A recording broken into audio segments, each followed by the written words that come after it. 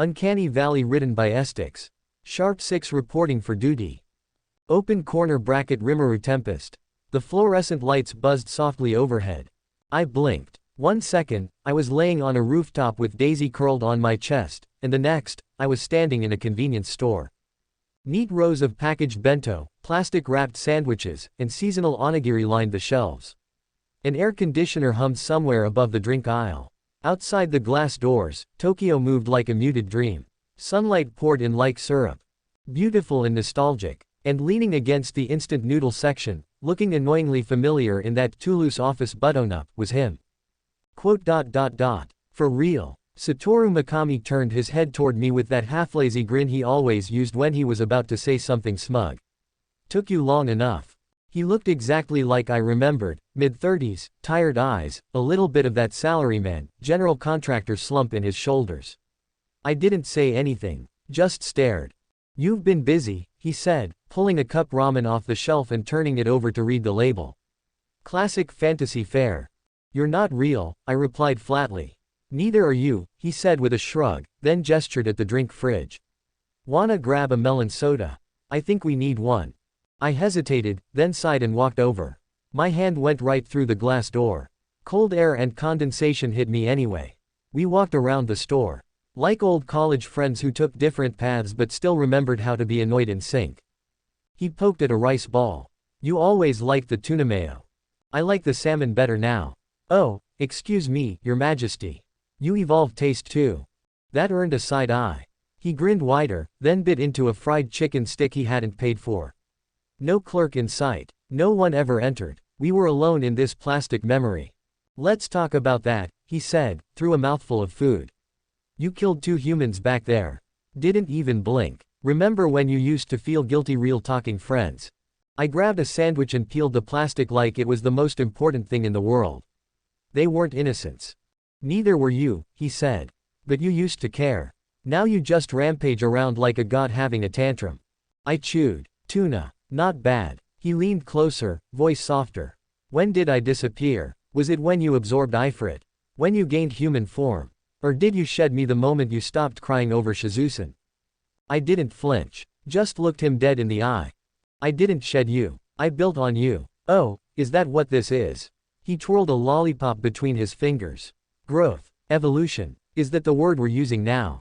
I'm not human anymore, I said. Neither were the ones you killed, he snapped back. But I didn't think that mattered to you. Silence. We stood there, surrounded by heat lamp croquettes and candy bars. Back then, I said, voice low, I hesitated. Every choice tore me apart. I waited for people to prove themselves, gave second chances. Some of them backfired. So now everyone gets one chance. He said, what's next? Public executions for jaywalking. I killed 2 thugs who tried to rape a woman and kicked my cat into a wall, I said, voice like steel. If that's a moral line for you, go haunt someone else. He whistled. There it is. The dragon's spine. You sound like you're proud. I'm resolved. I dropped the sandwich wrapper in a non-existent trash bin. That's the difference. He stared at me, the smile finally gone. I met his eyes. I'm not heartless, I said. But I've stopped trying to be someone who flinches at every drop of blood.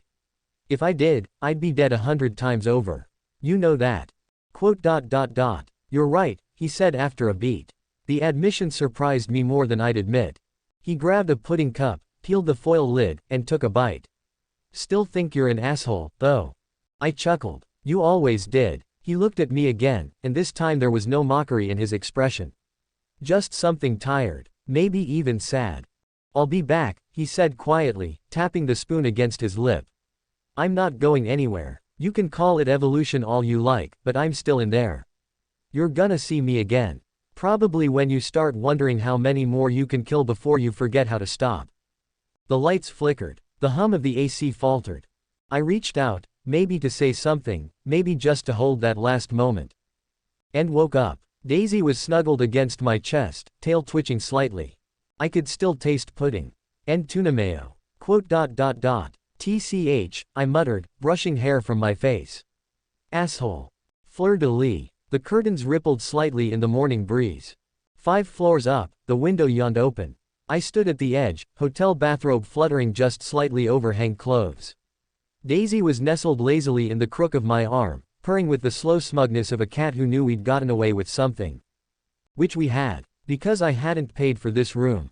I'd just appeared inside it sometime after midnight. The guest, a traveling noble from some countryside barony, hadn't even noticed. A minor perception interference spell, a little something I picked up back at Angracia's Freedom Academy library, had him snoring like a possessed vacuum cleaner while I enjoyed the king-sized bed and miniature chocolates. I took a step onto the windowsill, balancing easily despite the height. Daisy flicked her ears. Meow. Yeah, 5 stories. You'll be fine. Then I jumped. The wind rushed past us in a soft roar. I landed on the alley's stone floor with a muted thump and kept walking. Daisy hopped gracefully to my shoulder like she hadn't just participated in a petty crime. The city stretched before us in its busy sprawl, smoke curling from chimneys, merchants yelling out deals that sounded suspiciously like scams, and adventurers milling around like underfed stray dogs. I blended right in. Well, I would have if I didn't look like an androgynous beauty dragged out of a fairy tale, hair a little tousled, eyes too clear, skin too smooth, and build too slim for anyone to assume I had a spine. Their mistake. At the end of a street downtown, the Adventurers Guild stood like a proud, beer-stained beacon near the town's center, half tavern, half bureaucratic black hole, with a side order of body odor. A wooden sign swung above the door, painted with a chipped sword and a faded emblem that promised both danger and glory. Daisy leapt down and strutted ahead like she owned the place. I followed. The moment I stepped in, the air was overpowering, smoke, sweat, and the smell of spilled ale. A couple dozen eyes slid toward me, assessing. Most moved on. One didn't. He was big, maybe 6'5", bald, covered in leather armor that looked like it had never been cleaned and probably smelled like wet dogs and failed dreams. His group, 3 other equally unpleasant types, eyed me like wolves spotting an unguarded lamb. "Hey, sweetheart," the brute said, licking his lips. "You lost." I didn't answer. Just walked past him toward the registration counter. He blocked me with one arm, muscled and veined like a ham roast. His hand reached out, brazen, slow, the way a man reaches for something he doesn't think can fight back. He touched my shoulder. "Maybe you need help looking for a bed." Wrong move. There was a snap, like a twig being crushed underfoot. Then a crack, wet and sharp. He screamed loudly. His wrist hung at an unnatural angle. Bones visibly shifted beneath skin. His fingers twitched, spasming as he cradled the ruined hand and stumbled back, howling like an idiot who'd never been taught cause and effect. "Consequences," I muttered softly. "Rules and consequences, right." The guild hall fell silent.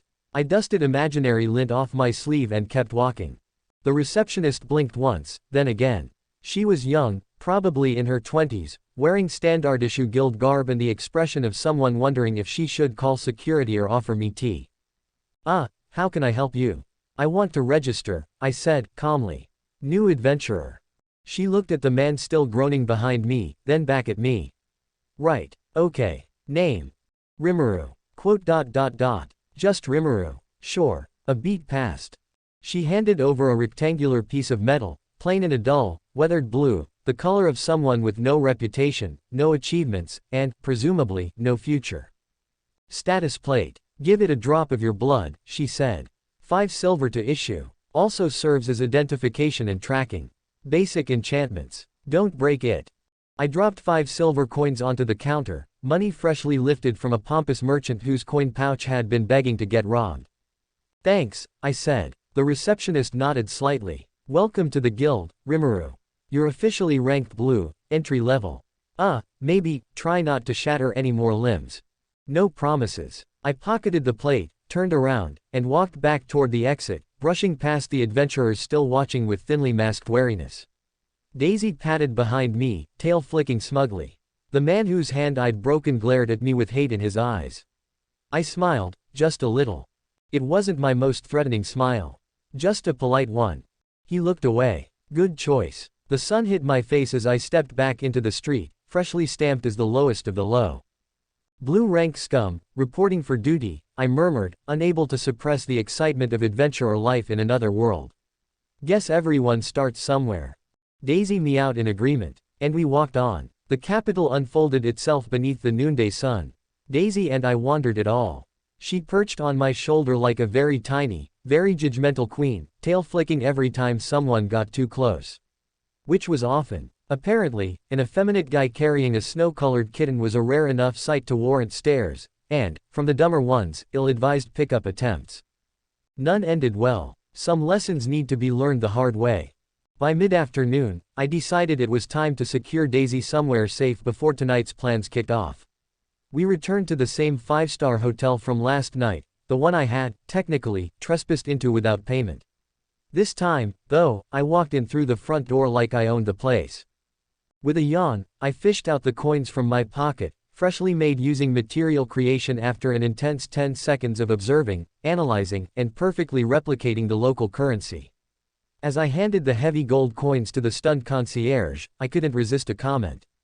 "I'm sure counterfeiting's illegal or something." "Oh well." I smiled brightly. "Long live economic instability." The man only nodded robotically and immediately offered me the best suite.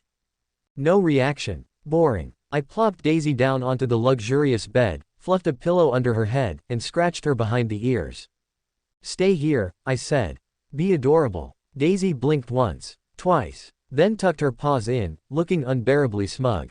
With that settled, I left the hotel, slipping into the growing dusk. Eventually, night fell. The city became a quieter, meaner thing.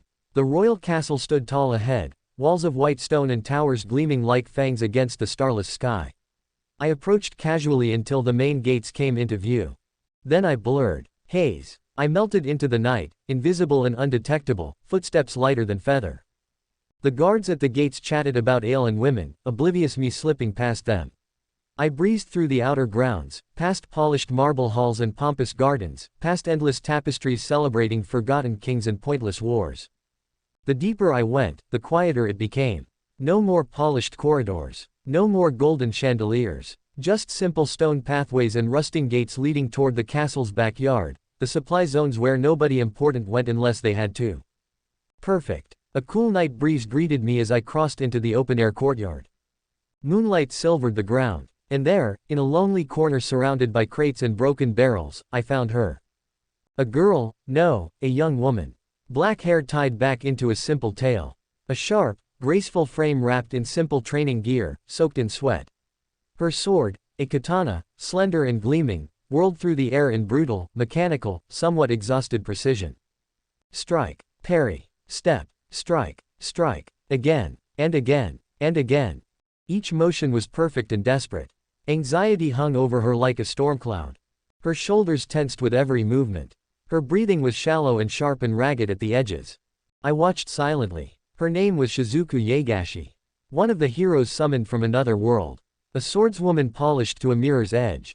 Supposed to be calm, collected, the dependable big sister of her group as I had observed during the brief time I had accompanied them. Supposed to be. Right now, she looked more like a girl drowning underwater. Strike, step, strike. The edge of her blade trembled imperceptibly. The kind of tremor that said she wasn't sleeping well. The kind of tremor that said she was fraying apart, slowly, invisibly, under the pressure. I leaned against a half-collapsed crate, folding my arms, still cloaked in haze. There was no need to announce myself. Not yet. Some struggles deserve their solitude. Some truths are uglier when dragged into the light. Besides, I was curious about how long she could keep dancing on the edge of her own breaking point. Shizuku swung her sword one more time, hard enough to send a gust of wind slicing through the courtyard. Then she dropped to her knees, panting with her head bowed, hands trembling against the hilt. Not from exhaustion, but from fear and doubt and guilt, the invisible monsters far more vicious than any beast. Above, the moon stared down indifferently. And I stayed there, hidden and patient, watching the slow, invisible battle unfold. The night was young. And some tragedies were best appreciated from the front row. Fleur-de-lis. Open corner bracket Shizuku Yagashi. The night was a suffocating thing. It clung to my skin, weighed down my sword, crawled into my lungs with every shallow breath I took. Again. I slashed. Again. Parried. Again. Stepped forward, pivoted, struck. My muscles screamed in protest, my arms sluggish, my legs trembling, but I ignored them. I had to. There was no other option. The katana in my hands blurred, cutting through the darkness in wide, desperate arcs. Each strike was a distraction. Each movement, a flimsy bandage pressed against a wound I didn't know how to heal. Keep moving, I told myself. Keep breathing, keep striking.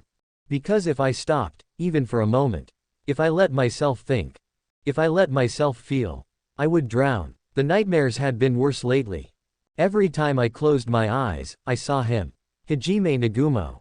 Falling into the abyss of the great Orcus labyrinth. His face twisted in shock, in pain, in fear. No matter how many times I told myself he was alive, no matter how many times Kaori hoped so, the memory stayed with me. We're heroes, we were told. Chosen ones. The sword and shield of the humanity of this accursed world. But that moment, that one, blinding moment, proved what none of us had wanted to face: we weren't invincible. We could die. We would die. This wasn't a game. This was war. And war was ugly and brutal and indifferent. I knew this would happen the moment I agreed to come to this world. A war to save a foreign land. Heroes to be crafted from normal students. It sounded noble, righteous, even. It sounded clean. But it wasn't. People died. People screamed. People broke. Heroes weren't invincible. Hajime's fall proved that. We could die. Easily. Meaninglessly. And when that realization took root, it never left.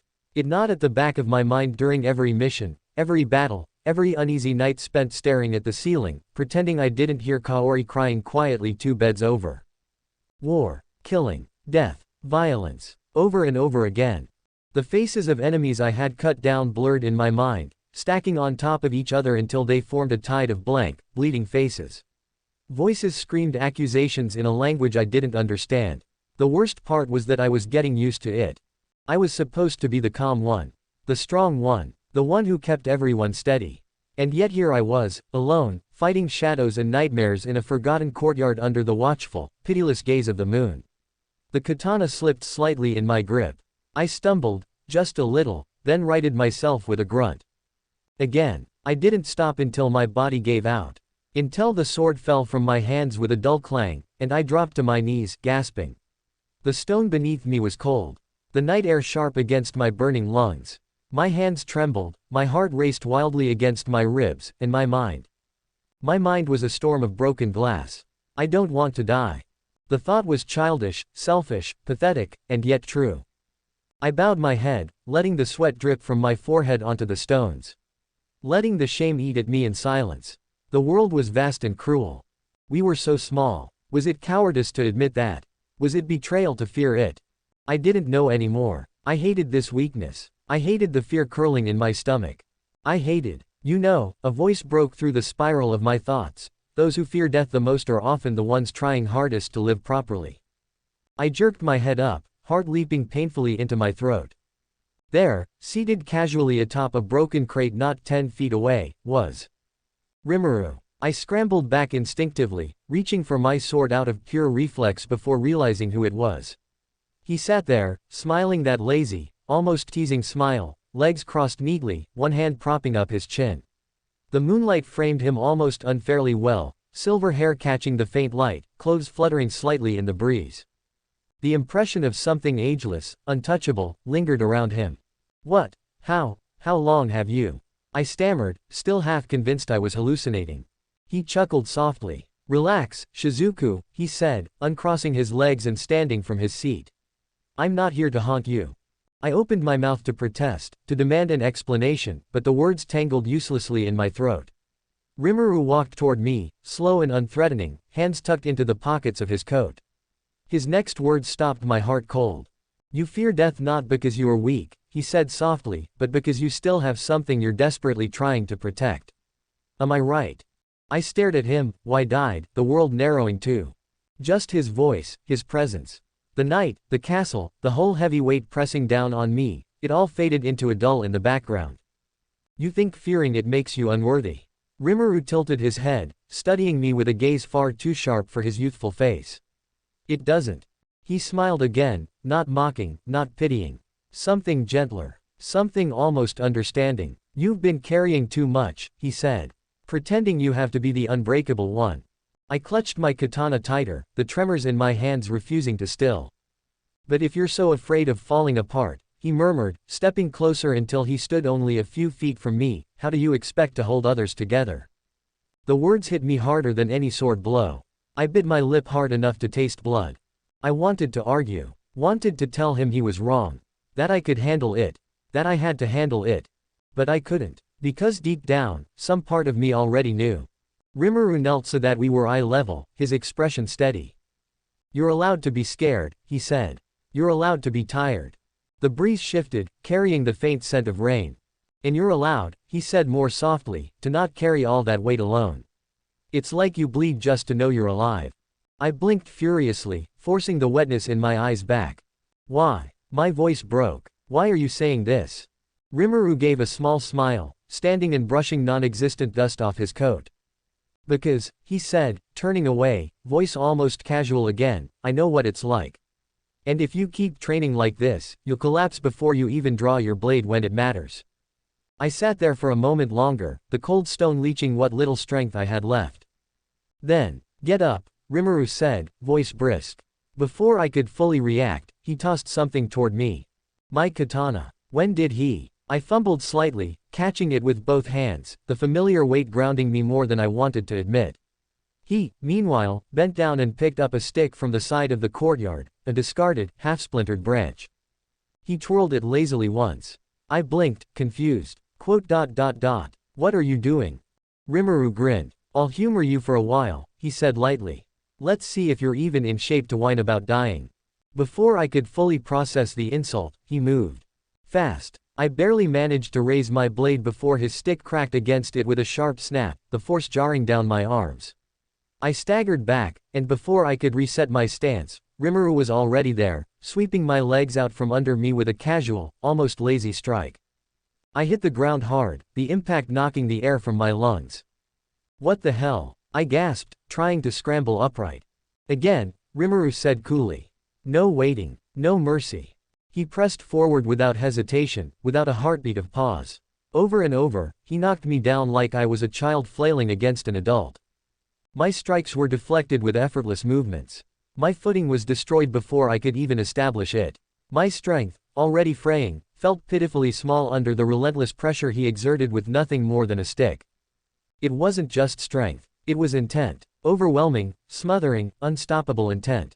I grit my teeth and threw myself forward again, shouting, this time putting all the frustration and fear boiling in my chest into my swing.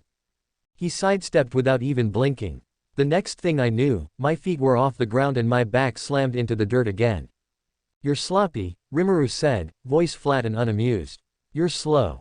I forced myself to rise, wiping blood from the corner of my mouth where I'd bitten the inside of my cheek. I knew he was holding back. That knowledge burned worse than the bruises. Again I charged. Again I was brought low. You hesitate, he said, circling me like a predator. You second guess. You pull your strikes at the last second. I tried to speak, to deny it, but before I could, he flicked the stick against the back of my knees and dropped me again like a sack of grain. I lay there, panting, furious, humiliated, and still listening. Because there was something real in his voice despite the harshness of it. That mindset of yours, Rimuru continued, standing over me like a judgment, is weaker than any sword skill. You don't want to die. His tone was pitiless, almost cold. You don't want your friends to die. You think that's enough to keep you standing in battle. I clenched my fists against the stone floor, the shame burning under my skin. You think fear will stop an enemy's sword? He asked, voice growing sharper, slicing through the night like a scalpel. You think hesitation will protect the people you care about? No. Use fear to drive yourself forward, not to hold yourself down. I squeezed my eyes shut. The images came back. Blood. Screams. Hajime Nagumo falling. Enemies laughing. You want a world where no one dies, Rimuru said, almost scornfully. But you're too weak to make it real. His footsteps came closer, stopping right next to me. You fight like you're begging the world to be kind to you, he said. As if mercy can be won by asking nicely. I opened my eyes. Rimuru was staring down at me, unreadable. And that's why, he said, voice almost gentle now in its cruelty, you'll lose. The silence that followed was heavier than any blow. I lay there, breathing hard, body battered, mind reeling. Rimuru's presence was like a monolith, unshakable, immovable, absolute. It made me wonder, what had he gone through? What kind of battles had carved such ruthless certainty into his soul? There was no hesitation in him. No conflict. No self-doubt. Only a pure, overwhelming aggression that disregarded everything else. He would move forward. He would win. No matter what he had to do. No matter who or what stood in his way. I realized then, he wasn't just strong because he had power. He was strong because he had already made a choice. A terrible, absolute choice that I hadn't yet found the courage to make. And until I did, I would always be weaker. Slowly, painfully, I pushed myself up onto my knees. I met his gaze, trying to steady the shaking in my limbs, the rattling in my heart. And Rimuru just smiled faintly, tilting his head as if to say, "Finally ready to start, are you?" I forced myself to my feet. My body screamed in protest. Every bruise, every ragged breath, every throbbing joint begged me to stay down. But my heart was louder now. I gripped my katana tighter, lowering my stance. No more hesitation. No more pulling back. I didn't wait for a signal. The moment my balance shifted forward, Rimuru's eyes sharpened slightly, almost imperceptibly, and I moved. Fast. Hard. With everything I had left. I drove forward, a low thrust aiming straight for his center. A move I would have hesitated on before, afraid to hurt, afraid to cross a line. This time, I didn't care. Rimuru's stick intercepted my blade with a simple flick, effortless, almost lazy, and the force of it vibrated down to my bones. But he wasn't laughing. There was no mockery in his face. Only a detached focus, as if measuring me, weighing me on some invisible scale. I pivoted, using the recoil to spin into a low slash, one that should have caught him off guard if I had been facing any normal opponent. Rimuru stepped just an inch to the side. The katana whistled through empty air. Before I could recover, the end of his stick jabbed sharply into my shoulder, numbing the arm instantly. I stumbled. Teeth gritted, I shifted my grip to my left hand and struck again. And again. And again. Each strike faster, sharper, less restrained. Desperation tightening around my throat like a noose. He blocked them all, dancing around me with maddening ease, never once countering fully, never once bringing me down, but never letting me touch him, either. I poured everything into my assault, not just skill, but all the terror, all the frustration, all the helplessness I'd been carrying since the Great Orcus Labyrinth. The fear of war, the fear of death, the fear of losing everyone I cared about. I screamed it into every swing. This was what it meant to make fear drive you, not hold you down. I only understood then, and yet still I couldn't reach him. Rimuru's stick met my sword one final time, locking it out of line, and with a slight twist of his wrist, he disarmed me, the katana clattering uselessly to the ground. I gasped for air, trembling, staring up at him. He looked at me for a long, heavy moment. Then, finally, he spoke. "Better," he said, voice low. But still not enough. I felt something hot and bitter burn at the back of my throat. "What do you want from me?" I rasped, the words ripped out of me, raw and cracked. Rimuru tilted his head slightly, considering. "Not what I want," he said. "What you need." He took a step closer, the stick lowering at his side. "You want to protect people. Good. Then stop being afraid of what you have to become to do it." Another step. I was frozen, listening, hurting. "You're not fighting the enemy out there," he said, his stick tapping lightly against my forehead. "You're fighting the enemy in here." I squeezed my eyes shut, fists clenching uselessly at my sides. Because I knew he was right. The enemy was the fear that made me hesitate, the fear that held me down. The enemy was the guilt that made me hold back. The enemy was me. Slowly, painfully, I forced myself to meet his eyes again. And in that moment, I understood something about the boy named Rimuru Tempest. He wasn't cruel because he enjoyed it. He was cruel because he knew what it took to survive. Because he had already bled for that knowledge. Because he had already killed that weakness inside himself. And if I couldn't do the same, I wouldn't survive the war ahead. Neither would the people I wanted to protect. I swallowed hard. My voice shook as I said, "Teach me."